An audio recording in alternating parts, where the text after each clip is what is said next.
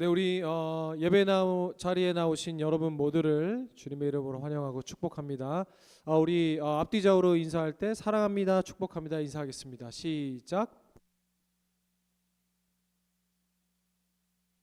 네, 사랑합니다, 축복합니다. 네, 우리 앞서 광고 드렸다시피 중요한 광고 한 번만 더 해드리도록 하겠습니다.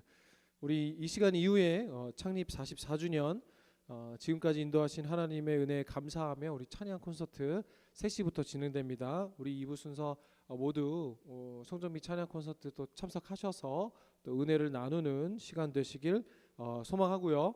우리 다음 주면은 30일 우리 2025년 반대교회 임직자 투표 있습니다. 광고 중에요. 먼저 그 세례 교인이 아니신 분은 투표에 참여할 수 없습니다. 유아 세례 같은 경우는 이제 입교를 아직 못하셨다면 투표하실 수 없고요. 또 등록한 지 6개월 이상 되지 않으시면 투표하기가 어렵습니다. 아마 우리 다음 주에 1, 2부 예배 참석하셔서 투표 진행해 주시고요. 들어가실 때 큰 봉투로 파란색, 노란색, 흰색 3가지 봉투로 드릴 겁니다.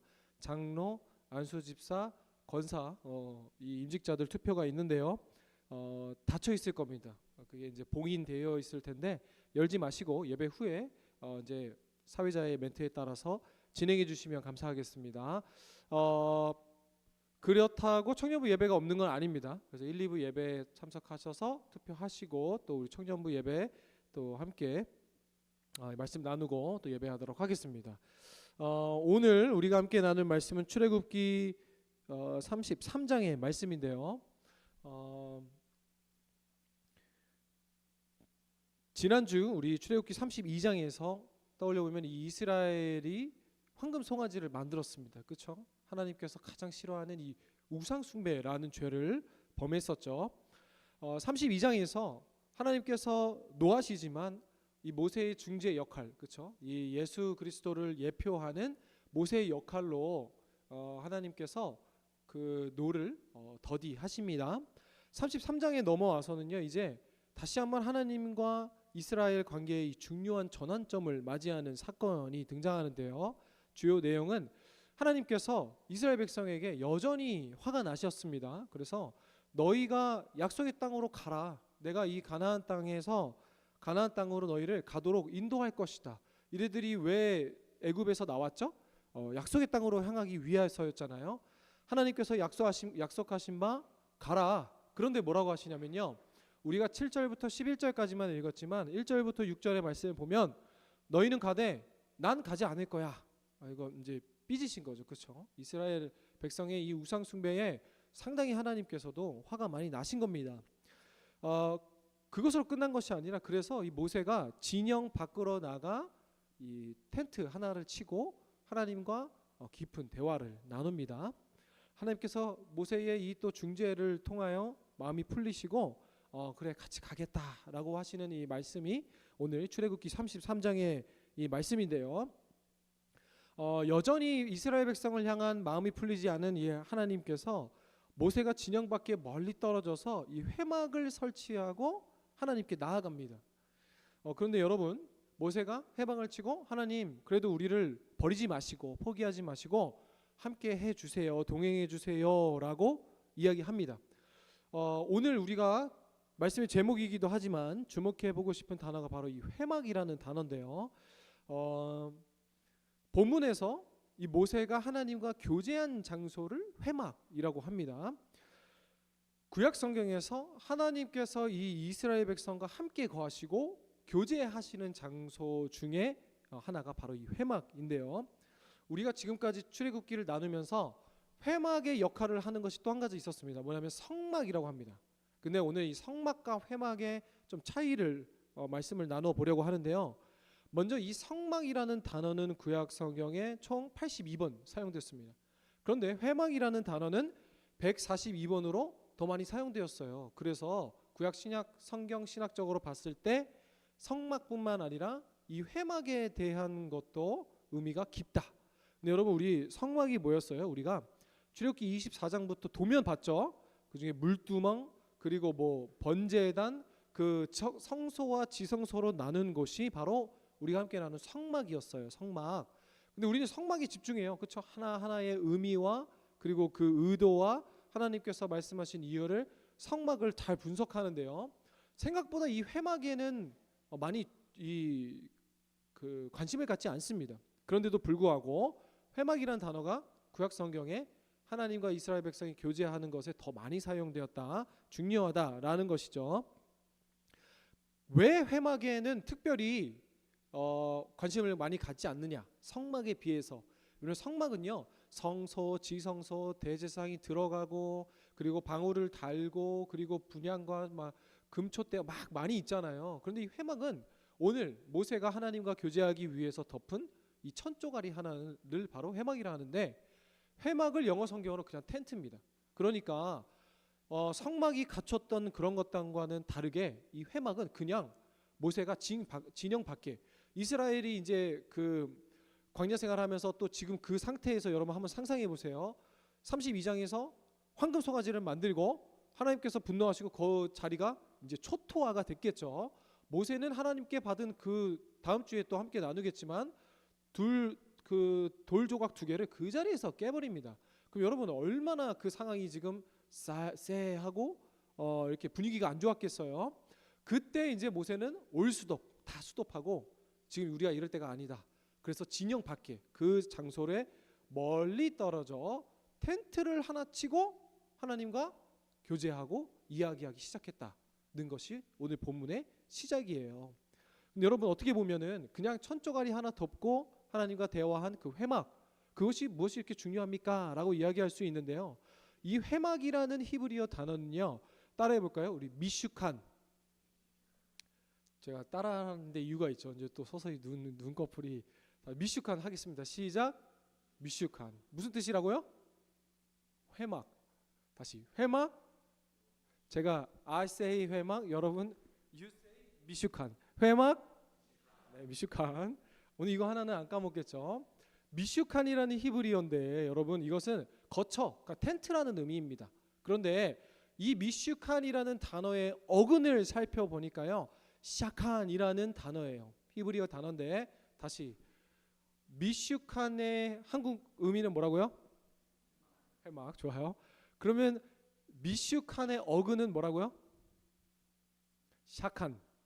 근데 이 샤칸이라는 단어의 뜻을 보니까요, 따라해 보세요. 거하다, 살다, 거주하다. 그러니까 사는 거예요. 그러면 이 회막의 진짜 어근의 의미는 뭐라는 거예요? 텐트, 단순히 천조가리 덮은 외형의 텐트를 의미하는 것이 아니라 그 안에 누가 사신다는 거예요? 하나님이 사신다. 그래, 하나님과 교제하는 그 장소다라는 개념과 의미를 내포하고 있어요. 그런데 이것이 중요한 이유는 또 뭐냐? 오늘 이 미슈칸, 샤칸이라는 구약의 히브리어 단어가 신약 성경에 어떠한 의미로 나타나냐면요, 우리 요한복음 1장 14절 말씀을 같이 읽어볼까요? 화면 보고 시작. 말씀이 육신이 되어 우리 가운데 거하심에 우리가 그의 영광을 보니 아버지의 독생자의 영광이요 은혜와 진리가 충만하더라. 아멘. 보세요. 말씀이 육신이 되어 우리 가운데 거하심에, 요한복음 1장에 요한복음의 방대한 서론을 알리는 매우 중요한 말씀 중에 하나입니다.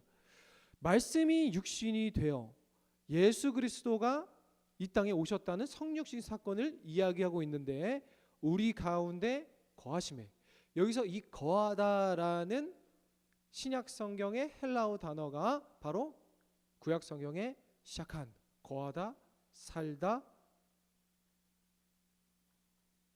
거주하다 라는 의미와 같은 단어라는 거예요. 그럼 여러분, 오늘 단순히 모세가 하나님과 천을 덮고 대화했다라는 정도에서 끝나는 게 아니라 예수 그리스도를 통해 그 하나님께서 임재하신 그 회막이 오늘 누구 안에 거하신다는 거예요? 오늘 우리 안에 거한다는 거예요. 말씀이 육신이 되매 이 땅에 오신 예수 그리스도께서 우리 가운데 샤칸, 거주하다, 임재하다, 살다. 네, 여러분, 이 개념이 엄청 중요한 거예요. 왜냐면요, 우리가 지금 이곳에 예배하러 있지만 여러분의 삶 가운데 예수님이 내주하신대요. 예수님이 나와 함께 하신대요. 예수님이 내 안에 거하신대요. 여러분, 우리가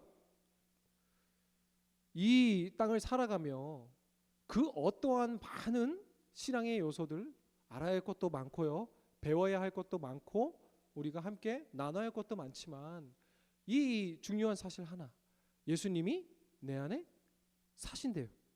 이 고백으로 여러분, 우리의 모든 광야 같은 이 신앙생활을 헤쳐나가길 주님의 이름으로 축복합니다. 그래서 사도 바울은 뭐라고 고백합니까? 갈라디아서 2장 20절에서 이제는 내가 사는 것이 아니요 오직 예수 그리스도께서 사신다라고 고백하잖아요. 이 개념이 계속 일관된 개념입니다. 그냥 우리가 예배하러 왔지만, 그리고 어렸을 때부터 말씀을 알고 하나님을 안다고 하지만, 그리고 이 중에서는 하나님을 그렇게 깊이 알지 못하는 분들도 계실 거예요. 하지만 내가 예수님을 그래도 적어도 믿는다 고백하고 이 자리에 있는 우리 모두에게 예수님께서 내 안에 사신대요. 근데 이 사신다는 건 뭐라 그랬어요? 그냥 단순히 한번 살고 마는 것이 아니라 계속 내 안에 사신다. 미래, 현재 완료형으로 기록된다 그랬죠. 지금까지 나의 삶에 영향을 미치는 이 한국말로 없는 신비한 시제로 기록되었다는 것이죠. 여러분, 내 안에 예수님께서 사시는 걸 어떻게 알 수 있어요? 그럼 여러분, 지금 그래, 내 안에 예수님께서 사시지라는 걸 어떻게 알 수 있냐면요, 이 예수님께서, 하나님께서 임재하는 사람의 특징이 있습니다. 오늘 말씀 한번 읽어볼까요? 출애굽기 3장 11절입니다. 시작. 사람이 자기의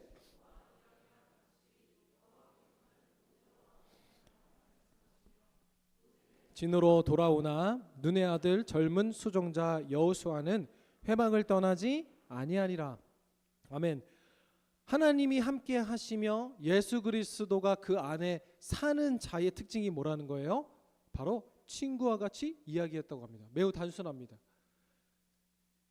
모세를 지금 신격화하는 것이 아니라 무엇을 의미하냐면요, 모세가 하나님과 이처럼 친밀한 자였다는 거예요. 그리고 이 당시에는 모세만 하나님을 대면할 수 있었으나 우리 안에 거하신 예수 그리스도로 인해 우리가 이제 누구처럼 하나님과 교제할 수 있다는 거예요? 모세처럼 하나님과 교제할 수 있다는 거예요. 여러분 다 친구 있죠? 그 아픈데 찔렀어요?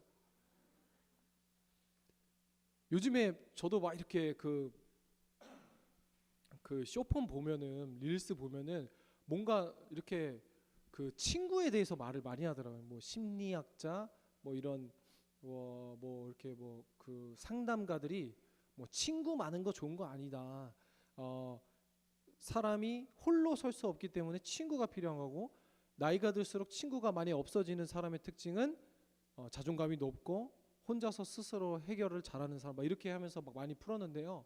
뭐 지금 그러한 얘기를 하는 것이 아니라, 여러분, 그냥 친구가 적고 많고를 떠나 나 친구 한 명도 없다 있어요? 없죠? 그러면 얘기가 안 되는데, 우리의 친구를 생각해 보면요, 친구한테 네 그렇습니다, 네, 식사 하시겠습니까? 뭐 이렇게 얘기하는 사람 있어요? 단아까 쓰는 사람. 그럼 친구가 아니죠, 그렇죠? 여러분, 친구한테 어떻게 해요? 편할 때 연락하고, 뭐 시시껄렁한 얘기도 얘기하고, 특히나 우리 여성들은 아무것도 아닌데 막 전화통화하고 뭐 얘기하다가 끊고, 야 나 집에 다 왔어, 들어와서 다시 전화할게, 그렇죠? 계속 아무것도 아닌, 막 중요한 것도 아닌데 대화하고 나누고, 이 친밀함이 친구의 대명사잖아요, 그렇죠? 또 부모와 엄마와 아빠는 또 달라요, 그렇죠? 특히 이 사춘기 때는 엄마 아빠한테도 얘기 안 하는 것이 친구한테도 얘기하잖아요. 친밀한 관계, 터울 없이 언제든 어디든 내 마음을 놓고 교제할 수 있는 사이가 친구입니다. 그래서 나는 주의 친구, 이 성경에서도 계속 예수님이 우리의 친구라라는 이 성경의 고백 역시요, 무엇을 얘기하는 거예요? 그 예수님이 우리랑 뭐 만만하다, 그리고 뭐 막대한다, 이런 걸 얘기하는 것이 아니라 예수님과 하나님과 이 친밀함. 그래서 성경은 한 가지로 하나님을 정의하지 않았어요. 우리가 하나님께 뭐라고 기도합니까? 하나님 아버지. 그럼 여러분, 우리가 아버지 모실 때 아버지랑 좀 어색한 사이가 있는 친구들도 있어요. 저처럼. 그래서 하나님 아버지가 잘 와닿지 않는 사람들이 있어. 그런 사람들을 위해 또 하나님께서 우리의 친구가 되신대요. 근데 여러분, 친구랑 얘기할 때 어떻게 얘기합니까? 친밀한 그 교제 속에서 무엇이든 털어놓고 아름답게 얘기할 수 있는 것이 바로 이 관계, 그리고 친밀한 관계의 친구예요. 그래서 여러분, 지금 신앙생활과 많은 일들 가운데 어려움이 있어요. 그리고 해결되지 않고 좀 풀리지 않는 나의 신앙의 문제들이 있어요. 그러면요, 자꾸 죄에 집중해서 왜 나는 이거밖에 되지 않는 사람인가? 그리고 나는 왜 이렇게밖에 생각을 못하는가?의 접근이 아니라 뭘 생각해야 되냐면요, 내가 하나님과 친한가? 나는 하나님과 친밀히 교제하고 있는가? 이거를 점검해 봐야 돼요. 자꾸 예배에 가기 싫어요? 그리고 헌금도 내기 싫어요? 그냥 나 먹고 잘 살고 싶어요? 그리고 뭔가 교회에서 자꾸 남을 위해 봉사하고 좀 사랑하고 하는 게 힘들어요? 그럼 여러분이 부족해서가 아니라 하나님께서 공급해 주시는, 그리고 하나님과의 나의 관계는 어떠한가, 이것을 여러분이 점검해야 됩니다. 오늘 모세는요, 사람이 자기의 친구에게 대하듯이 하나님과 교제했다 그랬어요. 여러분, 이거 엄청난 특권입니다. 근데 오늘 이 특권이 우리에게도 주어졌다는 거예요. 그래서 여러분, 여러분에게 권면합니다. 하나님과 친밀히 교제하십시오. 하나님과 친밀히 어떻게 교제합니까? 말씀 가운데, 기도 가운데, 찬양 가운데. 여러분, 지금 기도한다고 하면서 정해진 공간, 정해진 형식, 정해진 사람, 정해진 어떠한 복장을 입고만 기도해야 되는 거예요? 아니에요. 근데 우리는 그렇게 기도하고 있다고요. 그렇게 하나님과 교제하고 있잖아요. 그렇죠? 정해진 공간, 정해진 시간에 나와 하나님과만 교제하자. 하나님과 그 시간에만 교제하잖아요. 그럼 친구예요, 아니에요? 아니잖아요. 그렇죠? 어색한 사이지. 그 누군가지. 여러분, 하나님과 친밀히 교제하십시오. 그리고 여러분의 지금 답답함, 신앙에 대한 뭔가 이렇게 딱 뚫리지 않는 그런 답답함, 그리고 어려움, 이런 것들을 왜 나는 이것밖에 되지 않는가가 아니라 나는 하나님과 친밀히 교제하고 있는가? 이것으로부터 다시 한번 점검해 보십시오. 왜냐면요, 하나님께서 말씀이 육신이 되어 우리 가운데 거하셨다라는 우리 가운데, 그러니까 살다 거하셨다 앞에 가운데에는 이 전치사는요, 장소적인 의미랑 관계적인